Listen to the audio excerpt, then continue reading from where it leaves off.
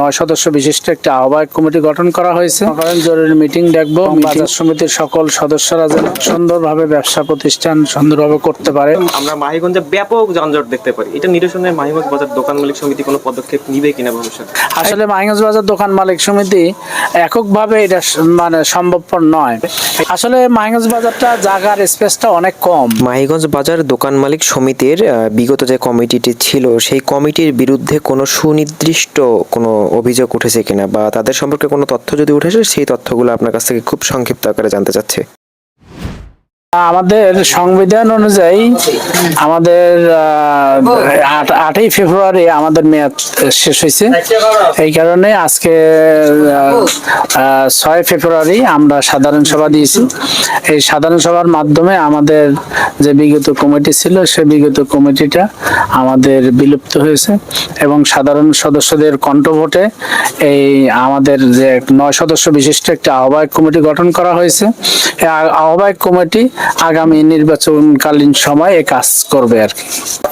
আমরা আগামীতে আমরা যেমন মনে করেন জরুরি মিটিং ডাকবো, মিটিং ডেকে আমাদের যে আগামী দিনের যে কার্যক্রম আমাদের কিভাবে সুচারুভাবে পালন করা যায় সেইভাবে আমরা পদক্ষেপ গ্রহণ করব এবং বাজার সমিতির সকল সদস্যরা যেন সুন্দরভাবে ব্যবসা প্রতিষ্ঠান সুন্দরভাবে করতে পারে এবং তাদের স্বার্থ সংশ্লিষ্ট যে বিষয়গুলি আছে সেগুলো আমরা আমাদের আইনের মধ্যে যা আছে সেটা আমরা ইনশাআল্লাহ পালন করার চেষ্টা করব। আমরা বিগত দিনে দেখেছি যে আমাদের মাহিগঞ্জে অবস্থিত মাহিগঞ্জ কলেজ যেটি রয়েছে সেই কলেজে যখন ইন্টার পরীক্ষা এবং যখন অনার্সের যে পরীক্ষাগুলো হয় সেই পরীক্ষাগুলো চলাকালীন সময় আমরা মাহিগঞ্জে ব্যাপক যানজট দেখতে পারি, এটা নিরসনে মাহিগঞ্জ বাজার দোকান মালিক সমিতি কোনো পদক্ষেপ নিবে কিনা ভবিষ্যতে?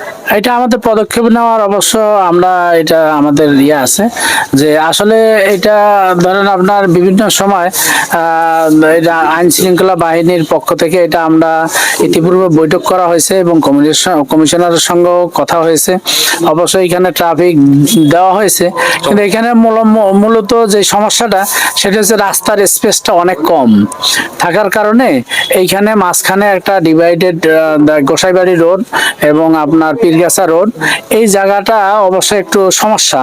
তো এই কারণে প্রশাসন যদি আপনার এই জায়গাটাকে নিয়ে একটু চিন্তা করে বা সরকার যদি চিন্তা করে এবং আশেপাশে আরো রোডটা যদি একটু বড় করে তাহলে এইখানে যানজট নিরসন করা সম্ভব হবে। আসলে মাহিগঞ্জ বাজার দোকান মালিক সমিতি এককভাবে এটা সম্ভবপর নয়, এটা প্রশাসনেরও এখানে আগায় আসতে হবে। আপনারা যারা সাংবাদিক আছেন বিশেষ করে সাংবাদিকরা এই বিষয়গুলি যদি আপনারা রিপোর্ট করেন এখানে কি কি সমস্যা আছে সেই সমস্যাগুলি যদি তুলে ধরেন তাহলে অবশ্যই এখানে যানজট নিরসন করা এটা আমাদের পক্ষে সম্ভব হবে। আর এইখানে যে জিনিসটা আমরা যানজট কেন হয়, এইখানে কিন্তু একটা জেলা এবং কয়েকটা থানা সংযোগ সড়ক, এই সড়কটা বিশেষ করে অনেক লোকের যাতায়াত, বিশেষ করে গাইবান্ধা জেলা এইখানে অনেক কয়েকটা আপনার সুন্দরগঞ্জ উপজেলা, পীরগাছা উপজেলা, অধিকাংশে মিঠাপুকুর উপজেলা, সাদুল্লাপুর উপজেলা, এই উপজেলার লোকেরা এই রাস্তা দিয়ে চলাফেরা করে। এই কারণেই আসলে এখানে যানজটটা বেশি হয়। তা যে জিনিসটা পূর্বে আমি আপনাদেরকে কথা বলছি সেটা হচ্ছে এইখানে প্রশাসনের আন্তরিকতা থাকতে হবে। যারা এখানে বিশেষ করে সাংবাদিকরা আপনারা আর কি এই সাংবাদিকদের কথা বলছেন, আমি একটা জিনিস লক্ষ্য করে দেখেছি যে এই রোডটিতে আসলে কিন্তু এই অটো যারা চালক রয়েছে তাদের কারণে যানজটটা আসলে প্রধানত সৃষ্টি হয় এবং মাঝে মাঝে কিছু বাস দেখা যায়। তো আমার প্রশ্নটা হচ্ছে যে আমরা যদি এটিকে যদি দুই ভাবে যদি রোডটাকে যদি ভাগ করি, যে শহর থেকে যে অটোগুলো আসছে সেই অটোগুলো তালতলা অর্থাৎ মাহিগঞ্জ পাবলিক লাইব্রেরি যেটি রয়েছে সেই রোডটি দিয়ে আসবে এবং যে গাড়িগুলো ব্যাগ যাবে সেই গাড়িগুলো কাপড়পট্টি হয়ে পোস্ট অফিস হয়ে চলে যাবে। আপনাদের মন্তব্যটা জানতে চাচ্ছি এই বিষয়ে। না আসলে না, ঠিক আছে আপনি যে কথাটা বলছেন ওইটা এইদিকে আবার যখন এটা হচ্ছে ছোট রোড, এটা হচ্ছে লোকাল রোড, আপনি যেটা বলছেন এটা লোকাল রোড দিয়ে যদি আপনার এখানে অটো যাতায়াত করে তাহলে দেখা যাবে যে লোকাল রোডে আবার বেশি যানজট সৃষ্টি হবে, এটা তো বড় রোড।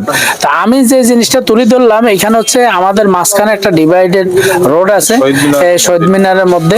এই শহীদ মিনারটা যদি সরকার যদি অন্যত্র একটু আবার একটু মানে ইয়ে করতে পারে, আরেক জায়গায় হস্তান্তর করতে পারে, ভালো একটা জায়গায় বা ইয়েতে যদি হস্তান্তর করতে পারে তাহলে আর একটু ভালো হবে আর কি। ওইখানে আমাদের অটো স্ট্যান্ডটা সুন্দরভাবে করা যাবে। আসলে মাইনস বাজারটা জায়গার স্পেসটা অনেক কম, এই কারণেই আমাদের যানজটটা আসলে বেশি সমস্যার সৃষ্টি হয় আর কি। এটা যদি মোটামুটি স্পেসটা যদি প্রশাসনের পক্ষ থেকে, এটা নগরবিদ আছে, যেমন মনে করেন আপনি সিটি কর্পোরেশন আছে, সিটি কর্পোরেশনের দায়িত্ব আছে, প্রশাসনেরও দায়িত্ব আছে, আমাদেরও দায়িত্ব আছে, সাংবাদিকরা আপনাদেরও দায়িত্ব আছে, সকলের দায়িত্বে এই জিনিসটা নিরসন করা সম্ভব।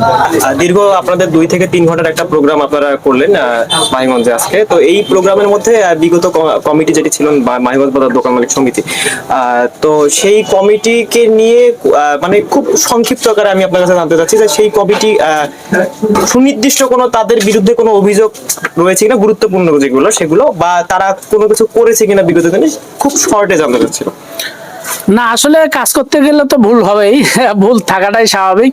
এটা কাজ করতে গেলে ভুল ত্রুটি কিছু থাকতে পারে, এটা আসলে উল্লেখযোগ্য এই ধরনের কোনো ভুল ত্রুটি আসলে আমরা এখনো পাই নাই। সাধারণ সদস্য বৃন্দ যারা রয়েছেন তারা কিন্তু বেশ কিছু অভিযোগ দিয়েছেন, বা কেউ কেউ ভালো কথাও বলেছেন বা বন্ধ কথা বলেছে, তারা কিছু করতে পারলে বলেছে, কিছু করতে পারেনি, এটা তাদের গাফিলতি ছিল, সেগুলো কথা উঠে এসেছে। এই জিনিসগুলো আপনার কাছে মানে একবারে খুব শর্টলি জানা যাচ্ছে যেন ভবিষ্যতে আগামীতে যারা কমিটিতে আসবে তারা যেন সেই কাজগুলো নির্দিষ্টভাবে করতে পারেন সেজন্য। না ঠিক আছে, এই কাজগুলি আসলে মানে বিগত যে কমিটি ছিল তারাও চেষ্টা করছে যে সংগঠনকে আরো ভালো করার জন্য। তো ভুল ত্রুটি থাকবে, ভুল ত্রুটি ছিল, এটা তো অবশ্যই আমরা অস্বীকার করার মতো না। তো আগামীতে যেটা ওনারা যে ভুলগুলি করছে বা বিগত কমিটি যে ভুলগুলো করছে সেগুলোর থেকে আমাদেরকে শিক্ষা নিয়ে আগামীতে ভালো কাজ করতে হবে।